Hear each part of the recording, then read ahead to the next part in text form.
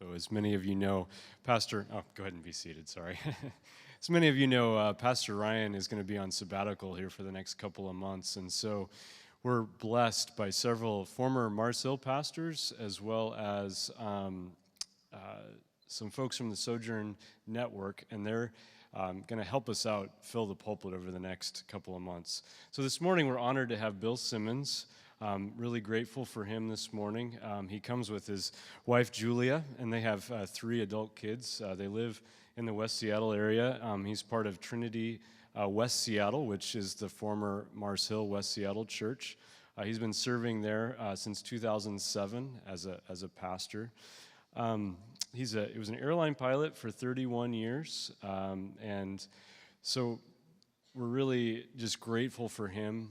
One of the ways that he's served Ryan and Natasha is he did their pre-marriage counseling. And so it's a way that they grew together, and we're really grateful for them and their service to Ryan and Natasha and to us this morning. So thank you very much.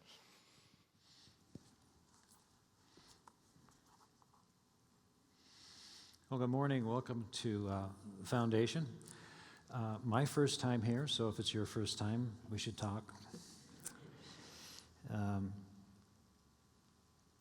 As Trevor said, my wife and I joined Mars Hill Church in 2003, following kind of a difficult time in my life. In 1999, I lost my mom rather suddenly, and then my dad died in 2002. My sister died in 2003, so it was kind of a period of time in the washing machine and the tumbler, and you don't really see any light anywhere.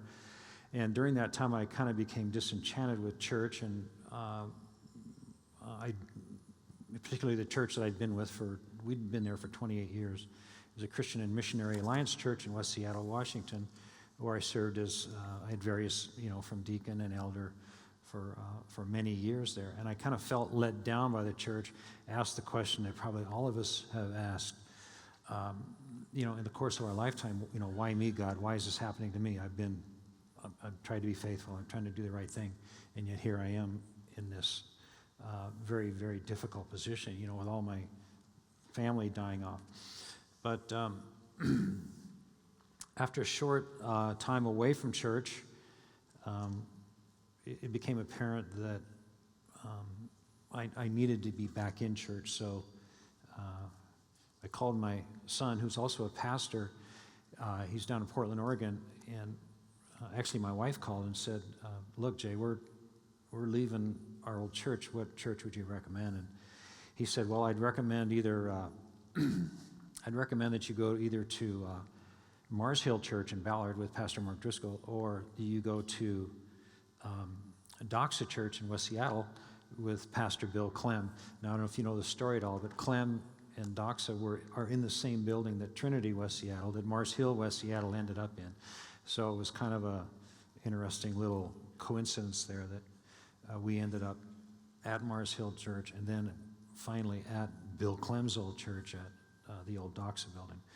But what drew us into ministry really was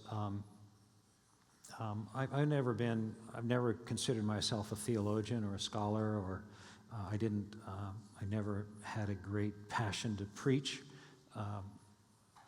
but I did have a heart for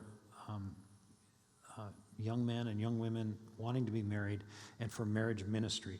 And Julia felt the same way. And when we started going to Mars Hill Church, like I said, I had really drawn back. The last thing I ever wanted to be was a pastor again. And we had withdrawn, but during that period of time, something happened, and God called us back into ministry. So that's how we ended up there. During the time since, we've had the privilege of doing a lot of pre-marriage counseling, a lot of marriage counseling, and just a lot of mentoring young men and women. It's really pretty sweet because Julia can sit down with young women, and I can sit down with young men. As a pilot, I told the Mars Hill board, look, I've spent 18,000 hours in a small room talking to men when there was not much to do. So I'm real comfortable talking to young men, and of course we talk about all the things that men talk about. over that time. So the relationships we developed have been really wonderful. We've had the privilege of actually we'll do a couple's marriage. Actually, even before that, we'd see the couples meet. They would fall in love, decide to get married, go through the process, get married, then have children. And so for us to be able to follow that with so many couples over the years has been just a huge blessing for us. And Ryan and Natasha kind of fit into that mold. We actually technically didn't do their pre-marriage counseling, but they did the class, and they passed, of course. You got to pass the intern. You can't fail him, right? But Ryan and Natasha are very close to our heart, and little Jack as well. So, anytime I preach, I'm reminded of a conversation I had many years ago with a pastor friend of mine who was my mentor, my teacher. And his name was Jim Sellers. He was down at Portland Alliance Church, and we were having the conversation, and I was telling him a story about another friend of mine who was a pilot and how he had been talking to his doctor, and they got into this conversation about who was most important. And the doctor says, well, listen, he says, if I make a mistake, somebody could die, And the pilot says, well, listen, if I make a mistake, 150 people can die. And as I'm telling the story to Jim, he says, hey, if I make a mistake, somebody can go to hell, right? So now I don't think that any pastor has that power, but I think that there is a possibility, it's well documented, that pastors can mislead people. And it's my prayer today that I don't mislead you. In 1974, I started in the airline industry. In the late 70s and early 80s, I became an instructor, and I spent a lot of time in flight simulators. Now, the proximity to Payne Field, and I'm sure there's some Boeing blood in the audience here. I want to tell you, I've never flown an Airbus, so I'm okay. I've always liked the Boeing products. And in fact, even one of the airplane I finished on, started its life as a McDonnell Douglas airplane and ended up as a Boeing airplane, the MD-80 aircraft. But I spent a lot of time in the simulators, and you wouldn't think that time in a simulator, the skill sets that you would develop as an instructor in a simulator would transfer to ministry, but they really do, especially pre-marriage and marriage counseling, because well, I'll just say this, is that the protocol in the simulator was the first 2 hours. The simulators are set up for about a 7-hour, would carry about a 7.5 hour period. And the first 2 hours was a briefing. That's where the instructor and the crew would sit down in a room and talk about what was going to happen. And then the next 4 hours would be 2-hour sessions where one pilot would fly, so the captain and the first officer. The first 2 hours, the captain would fly. The second 2 hours, the first officer would fly. And there was some role switching up there. It was all according to the procedures of the airline and so forth. But the briefing times were interesting because the guys were always a little bit nervous. There was always a little bit of anxiety involved with that because, gee, I got to pass the check right. You got to check the squares so I can go back to work on Monday, whatever it is. If it was an upgrade, it was like, if I failed to upgrade, that means I'm still going to be a co-pilot, all those things. There was always a little bit of angst. It wasn't out and out stark fear, but it was always that underlying, everybody was always a little bit nervous going into the simulator. So I would say, look, we got to try and set your mind at ease here, I want to remind you of two things, the good news and the bad news. The bad news first, is that I'm going to be sitting right behind you, and I have a computer menu that I can do whatever I want to this airplane while we're flying. And so if I want it to be windy, it's going to be windy. If I want it to be wet or icy, it's going to be wet or icy, whatever I choose. It's just a really nice little panel back there that you can really mess with the pilots as they're flying. So the other thing is I could say, okay, guess what? Your A-system hydraulic is no longer available. You're going to have to manually lower the landing gear or whatever. Whatever went with that particular problem, the crew would have to follow the procedures and go through that and get it dialed in. And so that was the kind of the bad news.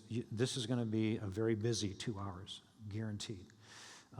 That's the point of the simulator. And the second thing is that kind of the point of the exercise here is for me to push you to, for a couple of reasons. First is that you want to have, as a pilot, when you go out on the line, you want to have the self-confidence that you can deal with anything that comes along, right? I mean, you don't want to be afraid of anything happening. So you go in and they practice all of the things that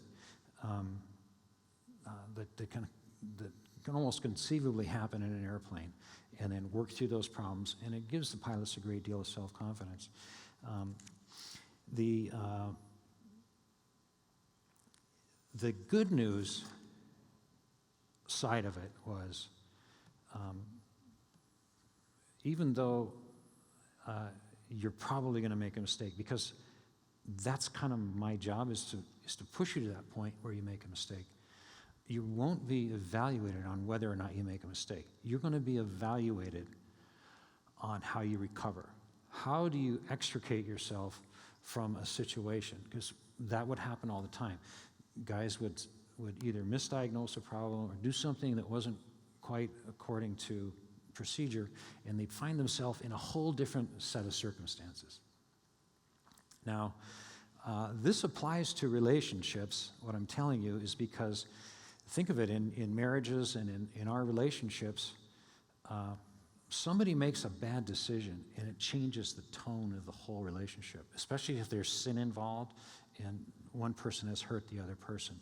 So how do we, when that happens, and that happens in marriage, obviously, is when people sin against one another, which husbands and wives inevitably do. How do we work our way out of that? How do we figure out the mistakes that we've made in the past? How can we avoid repeating those mistakes in the future? And then also, of course, how do we reconcile with one another and continue on in the glory of God, and so that our marriage will glorify God as marriage is intended to do? So today we're going to look at Joshua chapter 9, which is, it's about a mistake made by Joshua, who, in my opinion, is one of the greatest leaders in the whole Bible. A phenomenal leader. As you know, if you've read much of the Bible, that when leaders make mistakes in the Bible is quick to tell us about them. The Bible doesn't cover up David's sin with Bathsheba or Joseph's pride or whatever. I mean, it's pretty full account. We get a pretty good picture of the people, because the Bible is honest with us and tells us the whole truth. If Joshua had big issues, we would know about it, but they just don't show up. So the events of the book of Joshua, we have to go all the way back to the book of Genesis, I guess you might say, let's just go back to Egypt, where the nation of Israel ended up in exile for 400 years, as you recall. The citizens of the nation were the descendants of Abraham, who were beneficiaries of a promise, of a covenant that God made with Abraham many years before. And that covenant was a promise of a family, and that Abraham would become a great nation, and that there would be land.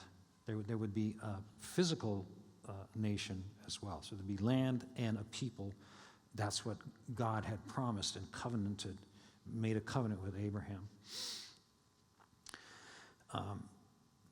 The exile actually begins at the book of Genesis. You remember how Joseph ended up in Egypt after the famine and so forth, and worked his way into a very high position into the government there, and as an assistant to Pharaoh.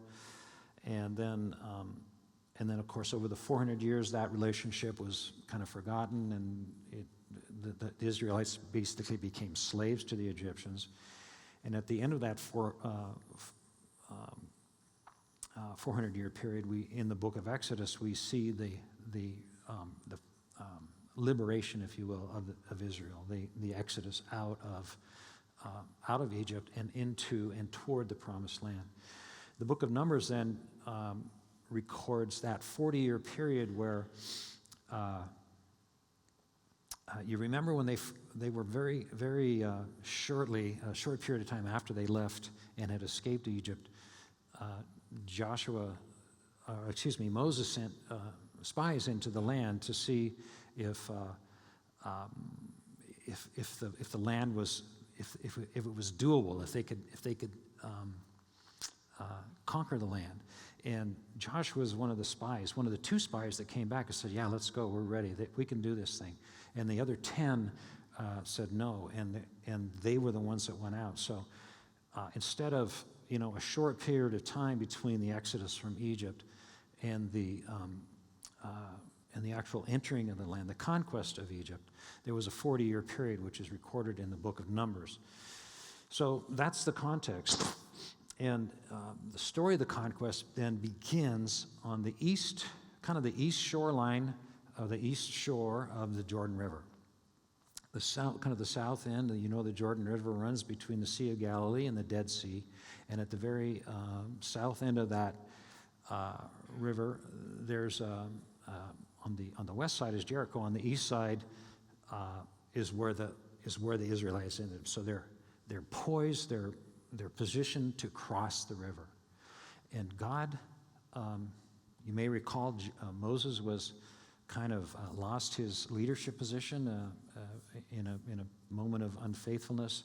And God said, because of this, you will not enter the land. So Joshua becomes the new leader. Moses dies and is buried on the east side of the Jordan. And then Joshua is charged with the conquest. And God said to him, look, if you will be strong and courageous, continuously meditate in the book of the law, be obedient, and all of those things. If you continue to do the right thing, I will give you this land. And that was the promise, that God would bless him for that and give him victory. Well, God's selection of Joshua to lead the people soon proved to be an excellent choice. By the end of chapter 6, Joshua has managed to establish himself as the new commanding officer. He's gathered intelligence on the enemy. He's miraculously crossed the river. He's conquered Jericho in what might be the most extraordinary battle ever fought. And he even takes the time to circumcise the whole freaking army. I mean, can you imagine? Does that just hurt just to think about that? He circumcises the whole army and then continues with the conquest. Now, but the most compelling thing about Joshua, I mean, he's a great leader. The most compelling thing is there's no dirt on this guy. There is really no dirt. But he did make one mistake. He understood who he was. He knew what God had called him to be. He knew how to motivate those around him. The book of Joshua may be in itself the greatest leadership guide ever written, my humble opinion.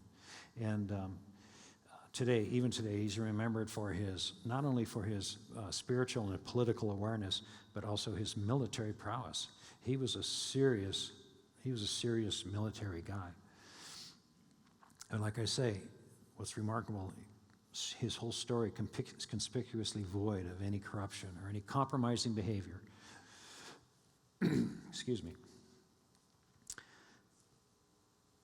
No dirt to be found on Joshua. But like I say, he made one mistake, and that's recorded in chapter 9. So we can get that up.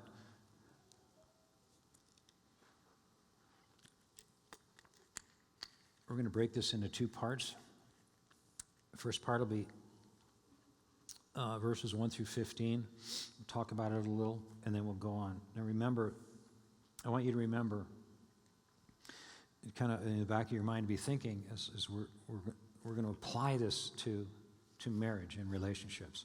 Now, I think that the principles can be applied to way more than marriage and relationships. I think a man's promise, a woman's promise should, a promise is a promise. That's what I believe. I think that's what the Bible teaches. So that would apply not just to marriage, it would also apply to our finances, our families, our work. Okay, all parts of our life, we should be people who keep our promises. So Joshua 9, verse 1. As soon as all the kings who were beyond the Jordan in the hill country and in the lowland all along the coast of the great sea toward Lebanon, the Hittites, the Amorites, the Canaanites, the Perizzites, the Hivites, the Jebusites, heard of this, they gathered together as one to fight against Joshua and Israel. But when the inhabitants of Gibeon heard what Joshua had done to Jericho and to Ai, they on their part acted with cunning and went and made ready provisions and took worn-out sacks for their donkeys and wineskins, worn out and torn and mended, with worn-out, patched sandals on their feet and worn-out clothes. And all their provisions were dry and crumbly. And they went to Joshua in the camp at Gilgal and said to him and to the men of Israel, "We have come from a distant country, so now make a covenant with us." But the men of Israel said to the Hivites, the Gibeonites were a subset of the Hivites, "Perhaps you live among us, and how can we make a covenant with you?" In other words, look, if you're a local, we can't do that. They said to Joshua, "We are your servants." And Joshua said to them, "Who are you and where did you come from?" And they said to him, "From a very distant country your servants have come, because of the name of the Lord your God. For we have heard a report of him and all that he did in Egypt, and all that he did to the two kings of the Amorites who were beyond the Jordan, to Sihon, the king of Heshbon, and to Og, king of Bashan, who lived in Ashtaroth. So our elders and all the inhabitants of our country said to us, 'Take provisions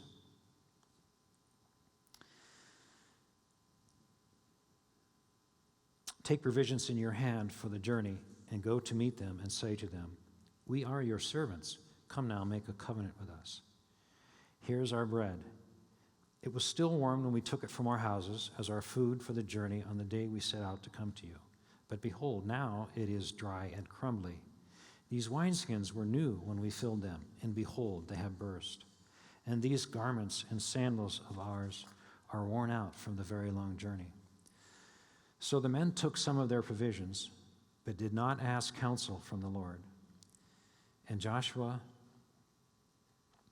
made peace with them and made a covenant with them to let them live, and the leaders of the congregation swore to them. In making this deal with the Jebusites, Joshua had unwittingly placed himself in a very difficult position. You see, the general rules of engagements for the Israelites was that if they were to conquer a city or a people, it was okay to go to that group first and say, "Hey, look, we're going to make war against you. And but if you will surrender, we will allow you to surrender, and you can live among us." But those were the general rules of engagement. Twice, both in Deuteronomy and early in the book of Joshua, God said to Joshua, "These groups that which the Jebusites were among, these groups are your enemies. You are to devote them to utter destruction, complete destruction." That kind of a total, no smart bomb deal here. It's like we're going to go in and we're going to destroy everything. And so the Jebusites he never should have made this deal with them. But once he made the deal, he was confronted with a dilemma. Is it better now to keep my promise and let them live, or to break my promise and do what God had told me to do in the first place? That's a tough dilemma. Before we run on, let's consider 4 things that are wrong with this deal. 4 things that are wrong with the deal. First was the desire to make a covenant was motivated by fear. On the part of the Gibeonites, of course, they were motivated by fear to make this deal. They had been told with certainty that they would be destroyed if they chose to fight. And they'd heard the stories. They knew what happened in Jericho. They knew what happened in the city of Ai. Is that my phone? No. Good.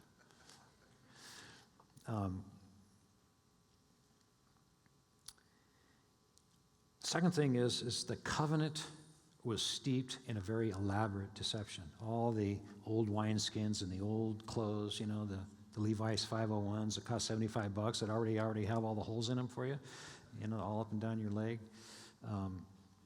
Very elaborate deception. It had to be convincing. Basically they're saying, it'd be like me coming next door, your next door neighbor come and say, I'm not from around here, I'm from way far away. Will you, based on that, will you do something? And that's what the Gibeonites had done. So they had to misrepresent themselves. And on Israel's side, they really didn't properly vet. Now, Joshua cross-examined. He asked them very pointed questions, and they repeatedly lied to him, obviously. But he did not. Who knows what was going through his mind? He failed to do what he was supposed to do. The third thing was that the result of the covenant was that Israel ended up yoked with a non-believing nation. They ended up yoked with the enemy. And the fourth thing was, and probably the most important, was most of the commentaries agree that in those days, the leaders of the nation would frequently consult the big prophets and the head prophets, and God would speak through those prophets. And had they consulted God, God may have told them, look, these people aren't who they say they are. It's kind of a moot point, right, at this point, because they've already made the deal, but the Scripture is clear that they did not consult God. They did not seek the counsel of God, and that was a problem. The second section, verses 16 through 27, describe how Joshua reacted to his mistake, how the people reacted to his mistake, and then what he did about it.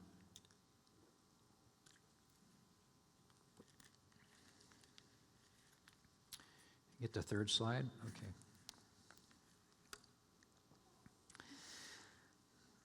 At the end of 3 days, okay, here we go with the marriage thing, right? 3 days after the honeymoon, you wake up. Honey, probably should have told you.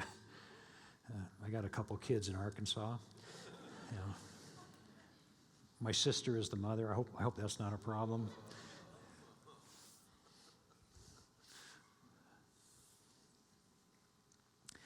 Three days after they made a covenant with them, they heard that they were their neighbors and that they lived among them. And the people of Israel set out and reached their cities on the third day. Now their cities were Gibeon, Chephirah, Beeroth, and Kiriath-Jearim. But the people of Israel did not attack them because the leaders of the congregation had sworn to them by the Lord, the God of Israel. Then all the congregation murmured against the leaders. I can just kind of see Donald Trump in the background. This is the stupidest deal I've ever seen. That's as political as I get.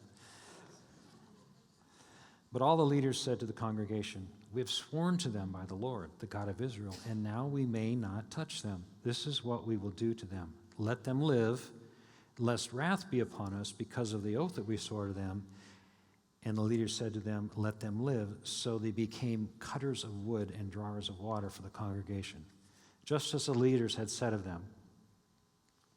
Joshua summoned them, and he said to them, "Why did you deceive us, saying, 'We are very far from you,' when you dwelt among us? Now therefore you are cursed, and some of you shall never be anything but servants, cutters of wood and drawers of water, for the house of my God." They answered Joshua, "Because it was told to your servants for a certainty that the Lord your God had commanded his servant Moses to give you all the land and to destroy all the inhabitants of the land from before you, so we feared greatly for our lives because of you and did this thing. And now behold, we are in your hand. Whatever seems good and right in your sight to do for us, to do to us, do it." So he did this to them and delivered them out of the hand of the people of Israel, and they did not kill them.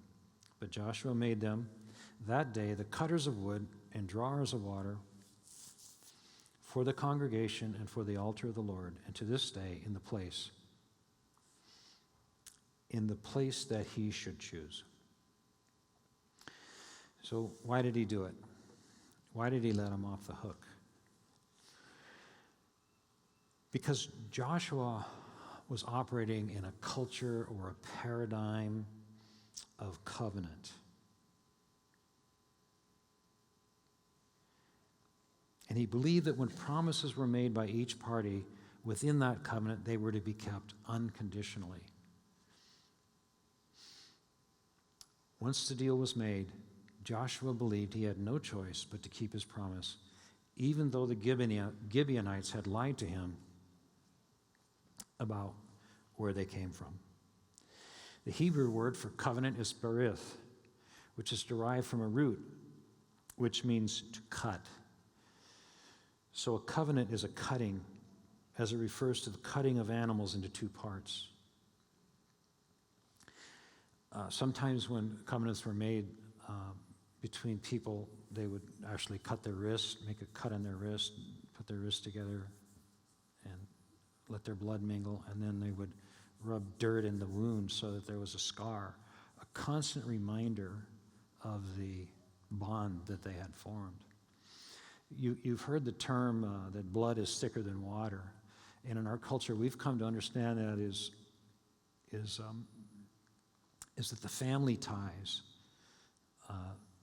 tend to be the dominant ties, the ties to our parents. But the rabbi would tell you different. The rabbi would tell you that when a man and a woman join in marriage and form a covenant, that covenant, the blood of that covenant is thicker than the water, with reference to, in the minds of some commentaries, the amniotic fluid, the birth. In other words, the birth relationship is superseded by the marriage relationship, and therefore the term blood is thicker than water. You've heard the term cutting a deal. All this language comes out of this idea of covenant. Now, the mechanics of a covenant you can find in Genesis chapter 15. Excuse me, I'm coming off a little bit of a cold, so I get a little twitch here once in a while. So, in Genesis chapter 15, verses 7 through 11. Now, the backdrop here is Abraham. As you recall, Abraham was called by God out of the land of Ur, which is Mesopotamia. He came across to the land that is now Israel, and he was told that he was promised a land, and he was promised a great nation, that he would become a great nation, which meant he would have children, his descendants would be numerous and so forth. And by the time of Genesis chapter 15, Abraham is in his late 90s. He's getting up there, and no kids. So I think it was a reasonable thing to call on God and say, hey, God, what's up here? I'm 90-some years old. Is this going to happen? Or really, And God makes an unusual gesture. And he said to Abraham, I am the Lord who brought you out from Ur of the Chaldeans to give you this land to possess. And Abraham said, but, O Lord, how am I to know that I shall possess it? And he said to him, bring me a heifer 3 years old, a female goat 3 years old, a ram 3 years old, a turtle dove, and a young pigeon. And he brought him all these, cut them in half, and laid each half over against the other. But he did not cut the birds in half. And when the birds of prey came down on the carcasses, Abram drove them away.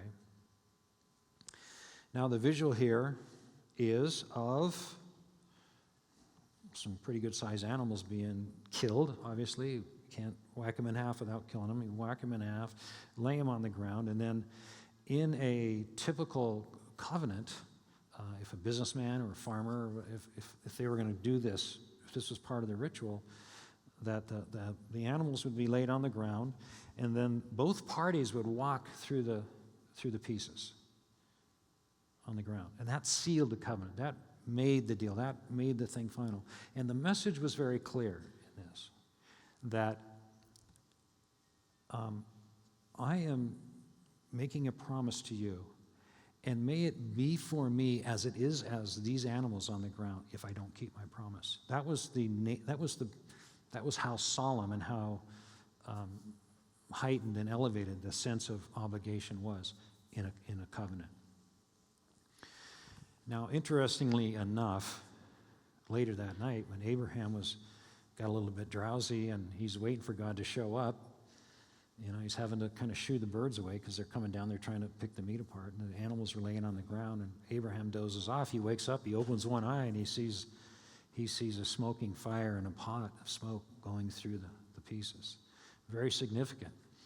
You see, normally, like I said, both parties would walk through the pieces to seal the covenant, but in this case, it was God alone. It's signifying the unilateral aspect that God said, look, I'm making you a promise. You don't even have to wake up, Abraham. Don't even get out of bed. I'll walk through. I've got this. I'm making a promise to you. You can be sure that this is going to happen for you.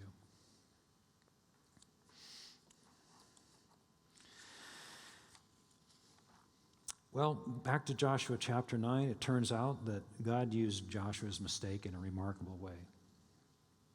You see, when the king of Jerusalem, who was one of the 5 kings, heard that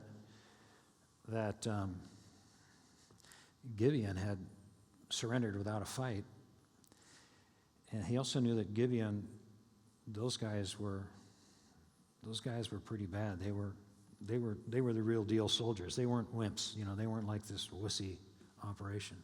They were people who could fight, and when he heard that they had resigned themselves to submitting to Israel and becoming a part of Israel, it was bothersome, understandably so. And so he got together with, in chapter 10, Joshua, he got together and formed a coalition of 5 Canaanite kings, and their intent was to attack Gibeon for making this agreement with the hopes of stopping Israel's advance and Israel's conquest of the land. Remember, Israel's mission is very clear to everybody. The idea is to destroy and remove and displace everybody. So they're beefing up. They're getting ready for battle. And Gibeon is going to be their first victim. But Gibeon calls on Joshua and says, hey, remember that deal we made? Well, guess what?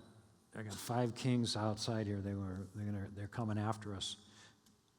What are you going to do? So Joshua seeks God counsel at this point, and God says, well, look, if I'm giving you, you're going to get a package deal here. You're going to get all 5 of these guys at once. So in Joshua chapter 10, we see this battle that forms, and God intervenes in a very miraculous way. First of all, he has this big hailstorm come down, and the Bible says that more of the enemy were killed by hailstones than were killed by the swords of the Israelites. So God himself accomplished much of the victory. And the other thing it says is that towards the end of the day, because it was getting dark and the job wasn't quite done, God extended the daylight. He made the sun stand still, and thereby letting Joshua kind of clean up the mess and finish the job.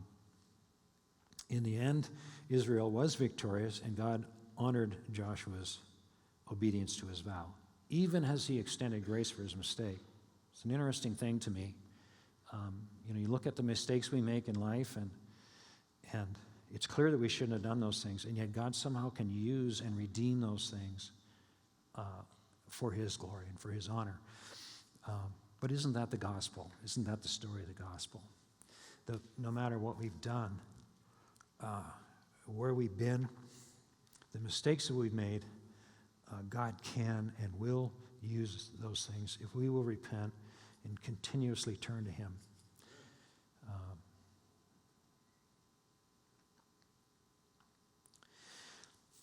The Gibeonites went on to serve for many, many years, hundreds of years after that, by the way. And It's interesting that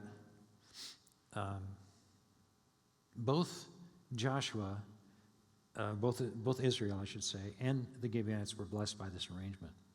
Even though, the arrangement that never should have been, they were both blessed by it. Think about it. The Gibeonites found their salvation in the God of Israel. It's incredible. Much like Rahab, the prostitute. Do you remember the story when the spies went into Jericho and Rahab, the prostitute, protected them, and she found her salvation? A prostitute finds her salvation in the God of Israel. In the same way, the Gibeonites found their salvation in the God of Israel.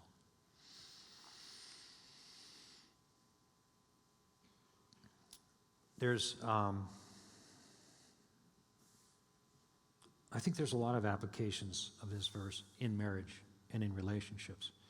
Like I said, not just marriage relationships, although that has been our focus for Julie and I.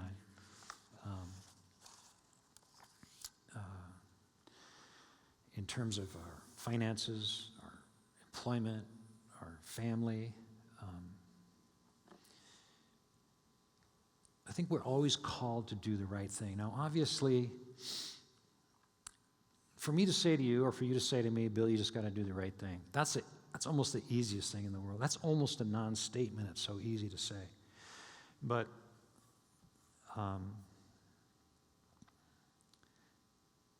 it's true.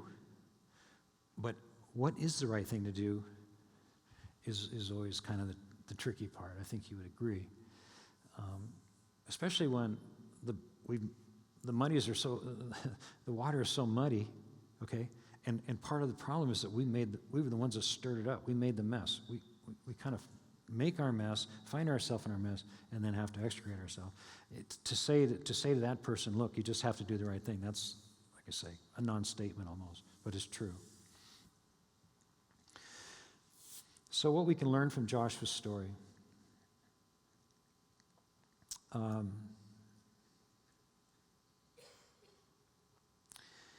first of all, I think Joshua chapter 9 is probably the best argument for pre-marriage counseling that I can think of. I mean, one of the hardest things to hear from a married couple, is this is a marriage. This is a marriage that's coming apart, and in our opinion, it's a marriage that never should have been. And I think Joshua chapter 9 addresses that directly.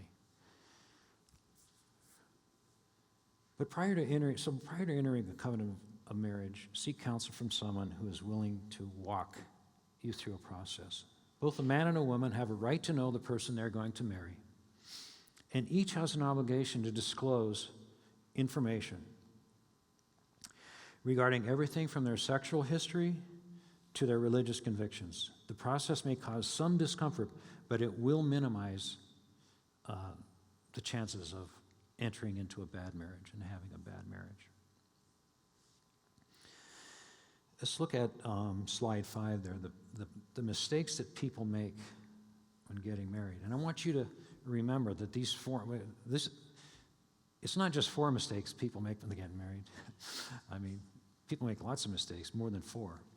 But these 4 actually correlate directly to the mistakes that Joshua made in cutting the deal with Gibeon. The first mistake is they marry out of fear. Now, I asked my wife, I said, okay, I get this. I said, people do things out of fear, but to get married out of fear, I said, is that a bigger problem for men or a bigger problem for women? And she said, I think it's a bigger problem for women. And I tend to agree with her. And the reason is, in our culture, I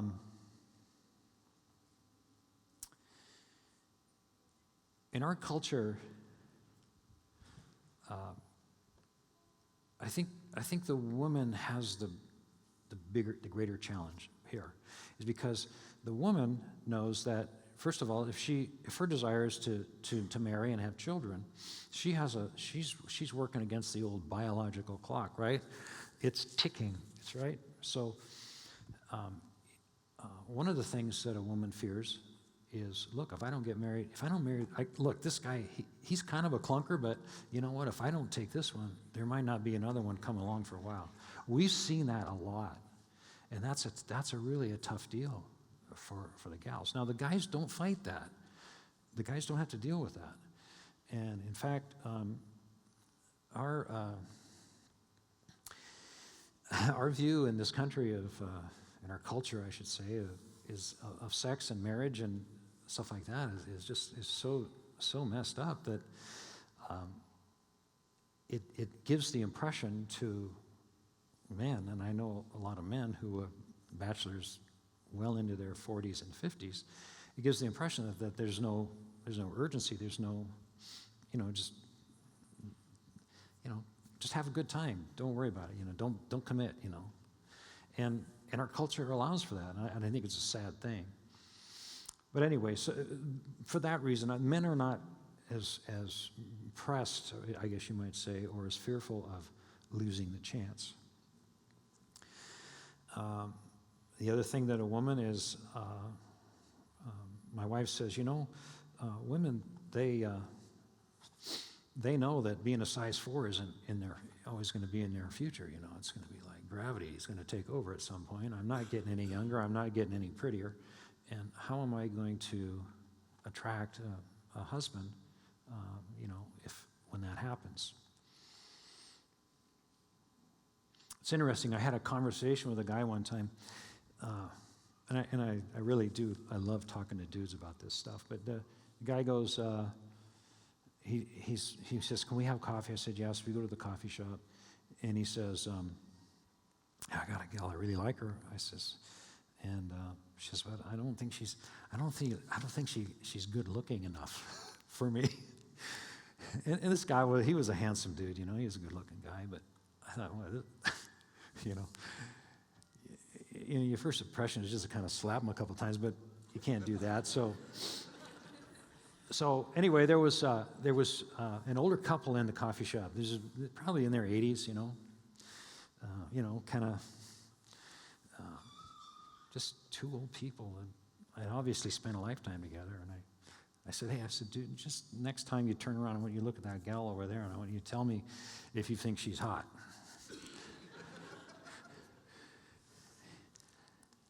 Well, of course, he looks over and he goes, "You mean that old lady over there?" I said, "Yeah." I said, "What do you think?" He says,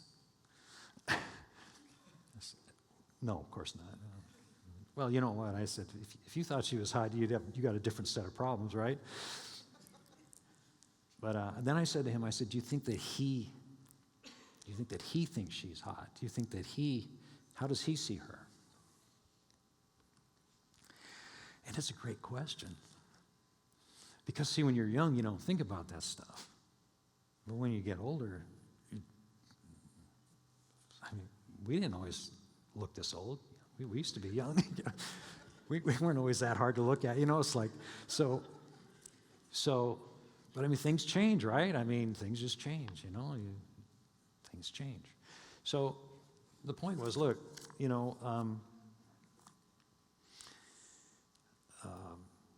don't even know what my point was now, but huh? Nothing, no point, okay. Okay, so where were we here? So we're back at, the mistakes people make.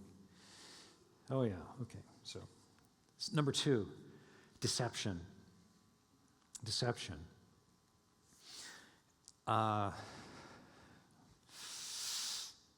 Another great reason to sit down and talk about things, but we've seen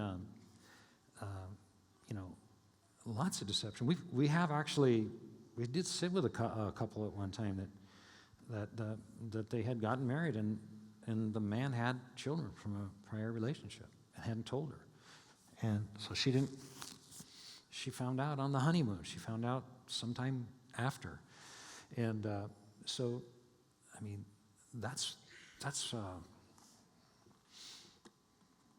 not good. But it doesn't have to be that dramatic. It can be like, we knew a guy, we talked to one that, and I don't think this is really all that uncommon. Is his second marriage, getting married to a younger gal, and she wants kids, and he's had a vasectomy. He says, well, I'll get a reversal on that, you know. And a couple of years into the program, he says, you know what? I changed my mind. I don't want kids. Well, that puts her in a tough spot. There's deception about, you know, what your expectations are, how many kids you want to have, where you want to live, whether or not the wife is going to be working. I mean, all those things, you know. Those are things that you should talk about before the marriage. Now, we've had, as we've gone through this process with probably hundreds of couples, we've had probably 25 to 30% get to the point where they say, you know what, this is not a good idea for us to get married. And you know, I remember when we first started, one of the pastors made a statement and kind of took us back a little bit. He says, you know, my job here is to break couples up. And I thought, wow, that's kind of cold. I mean, don't we want to see people get married and, you know, be happy? And he says, yeah. He says, but if there's a reason they shouldn't get married, our job is to discover that reason, bring it to their attention, and hopefully they won't get married.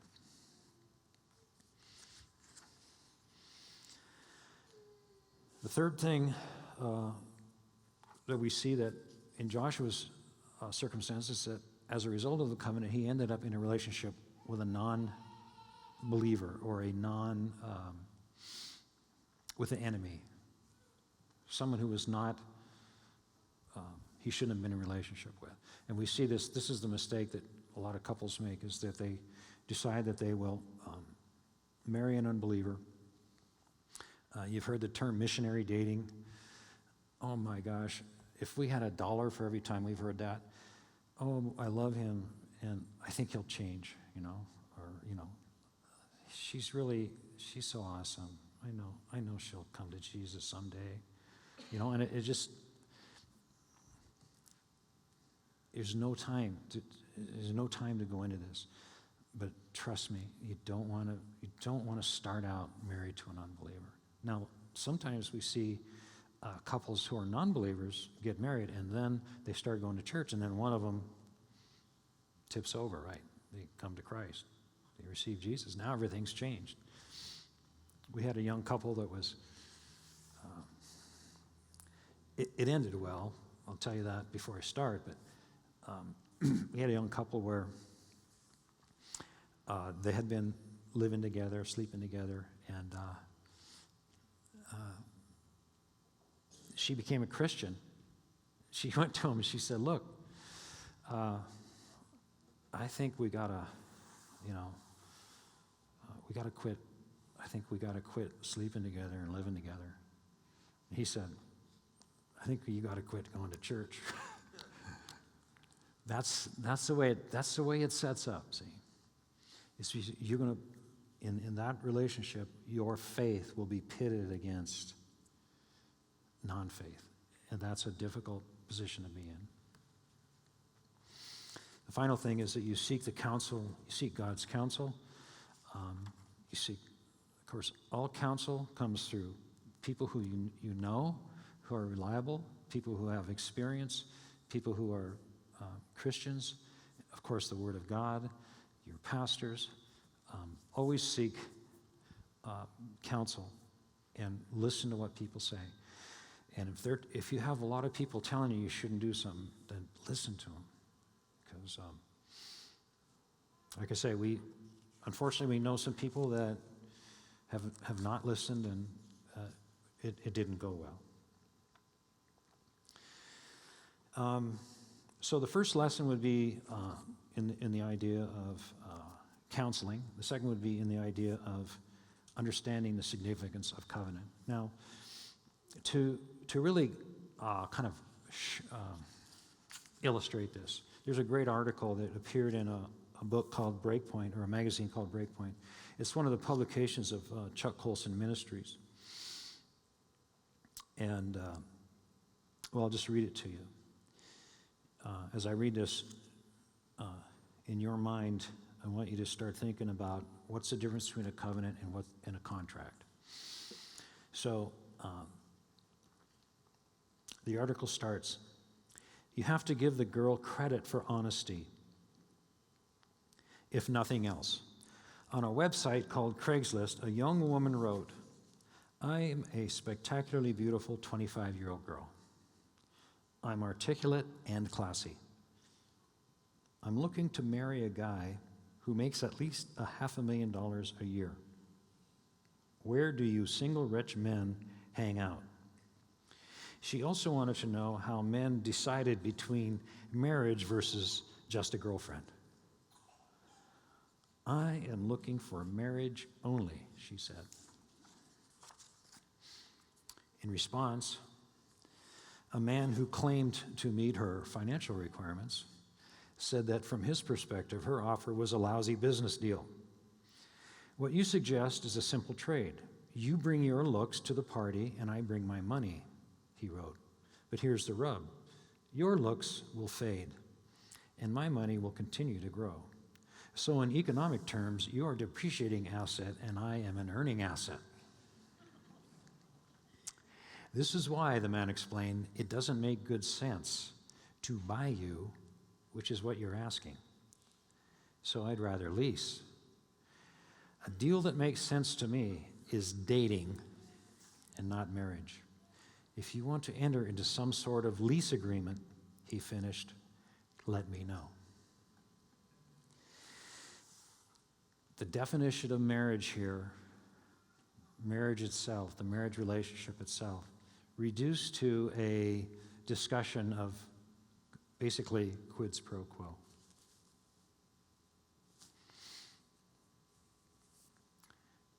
Or we could just say, they're going back and forth, what's in it for me, commitment, so forth. There's nothing, well, the differences between a covenant and a contract. The first difference, I would say, is that covenants are based on trust and contracts are based on distrust. Now, to illustrate this, we use contracts in our culture. I think they're a necessary part. I'm not saying we shouldn't do contracts.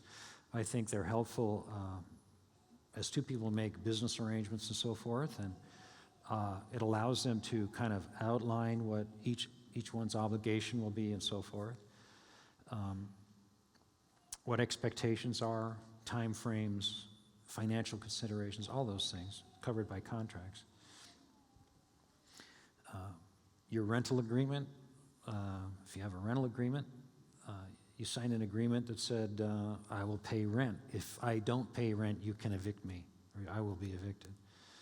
And the landlord said, I will make sure that there's water and heat or electricity or whatever it is, that the house will be kept in a safe and clean, or not clean, but safe and habitable fashion. And the idea is that if that's not true, then you have sanctions. You can sue me, or you can, require that I do things, by the terms of the contract. So if we lift that idea of a rental agreement out of a contract and place it into a covenant, this is what it sounds like. I will rent the house to you, and I will make sure that the house is kept properly, that the water is on and the heat is on and so forth, whether or not you pay the rent. And the tenant says, I will pay the rent even if you don't keep the house up and you don't make sure there's heat and water. You see the difference? Now that sounds a little bit crazy, but that was the paradigm that Joshua operated in, and that is the paradigm that God operates in. You see, God didn't say to us, I will send my son to redeem your sin, if you will, right?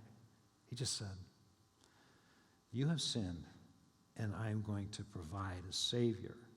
That's the essence of the gospel. That's the great, awesome news of the gospel of Jesus Christ. We must always see that the resurrection, the death and resurrection, the crucifixion, the resurrection of Jesus Christ, as the fulfillment of a promise, God's promise to us.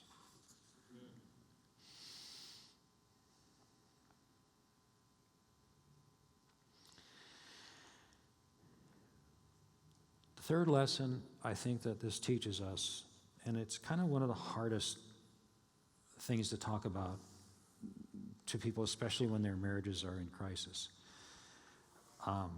Because quite often,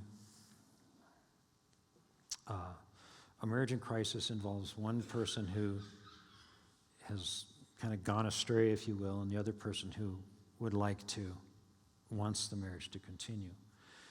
And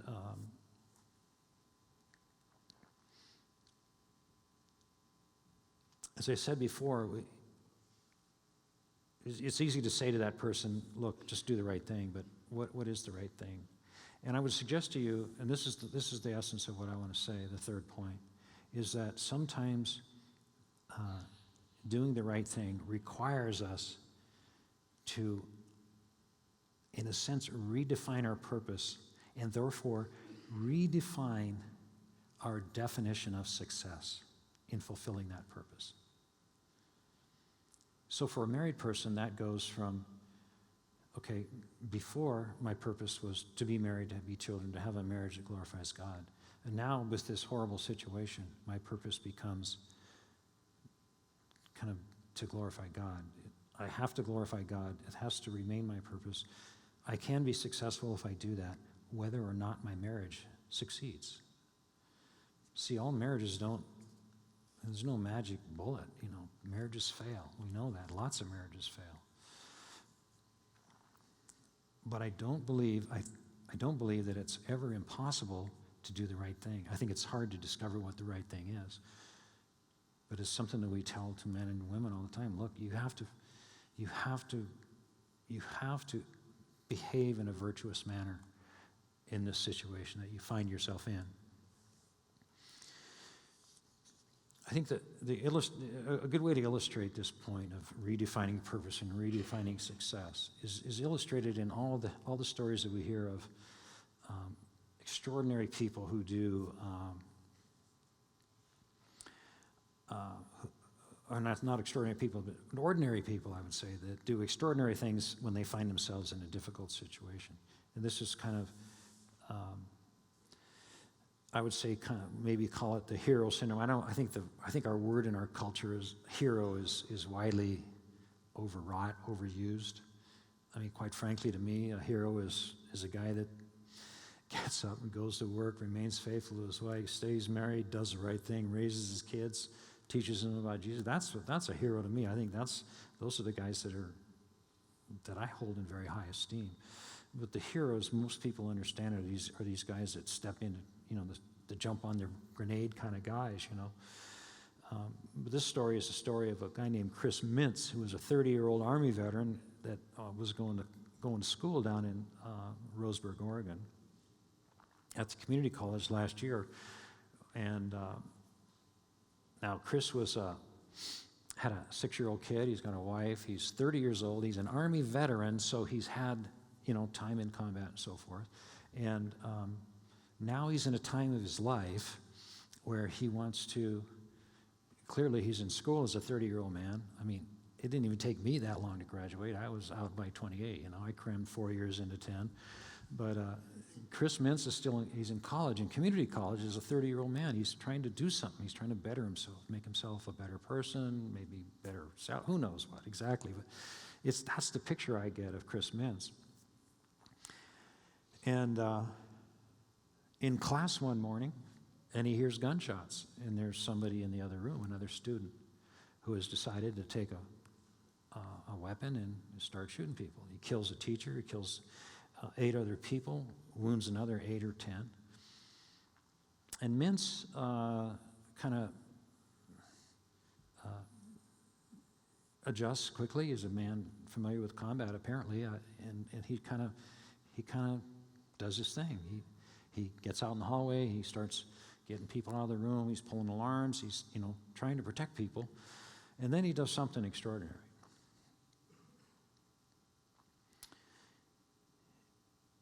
He could have left the building, but instead he went back to the classroom where the shootings were occurring, pushes himself into a door, and his objective His objective was to stop the shooter. Now, I want you to see this. Can you see where his definition of success switched in an instant? It switched from being a good father, good husband, good student. Now, all of a sudden, for him to be successful, he must confront evil.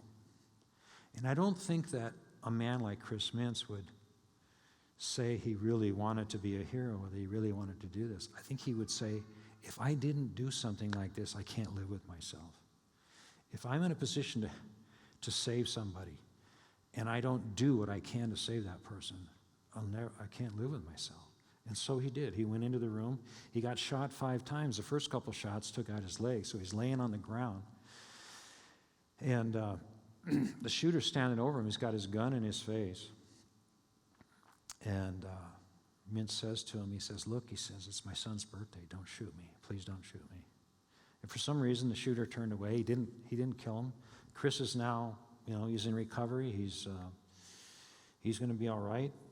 I mean, as all right as you can be after being through that kind of a trauma.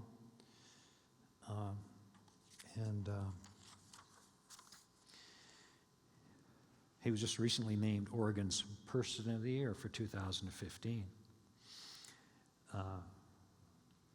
But the point is, he didn't get the award because he survived, or even because he saved anybody.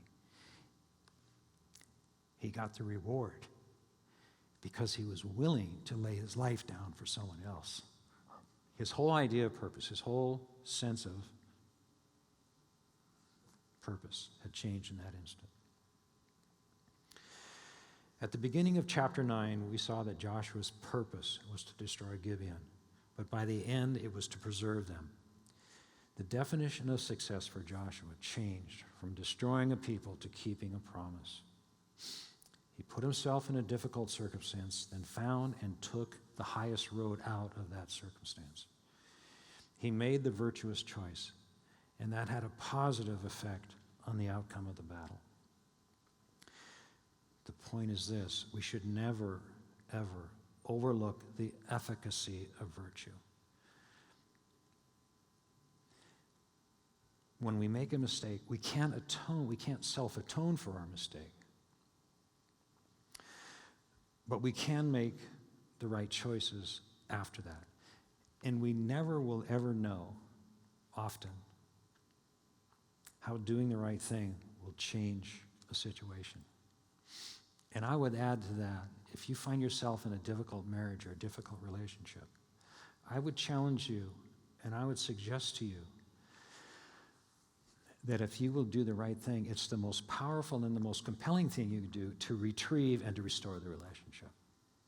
I don't know why it works that way. I wish I did. Maybe one of the top 5 things I'll ask God when I see him face to face, I don't know. But it does. It works. It works over and over.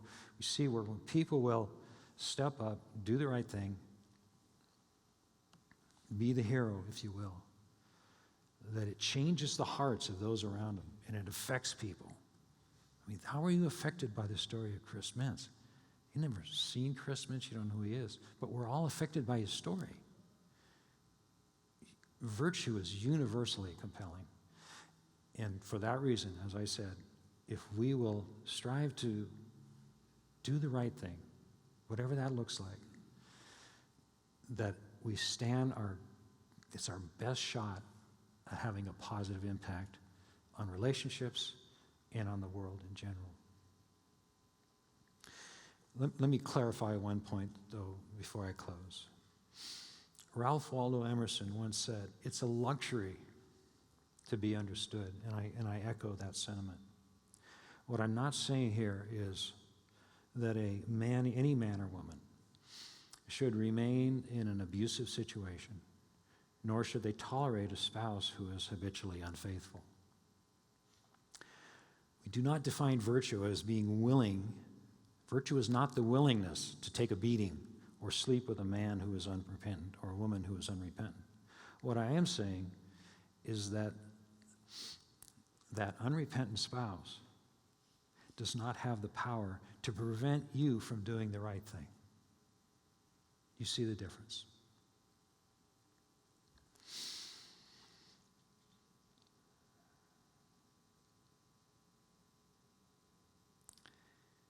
I love the gospel.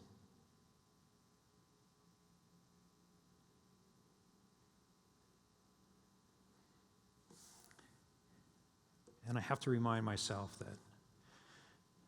that the crucifixion and resurrection of Christ was the fulfillment of a promise to me, as it was to each of you, those of you who embrace him. He is the perfect example of human virtue. When you want to know what to do, look to Jesus. The old "what would Jesus do" thing. How do we respond in a Christ-like manner? That's really the question that's before us, confronted with difficult situations. Well, I thank you for your attention. It's been great to be here. Pastor Ryan, thank you for inviting, and God bless you. Let's pray. Father, we're thankful for your word. We're thankful for the power of the gospel, for the power of your word, for the power of our faith. God, how it puts everything into perspective. I ask that you would bless the marriages in this church, both those that are now and those that will be. And I ask it in Jesus' name. Amen.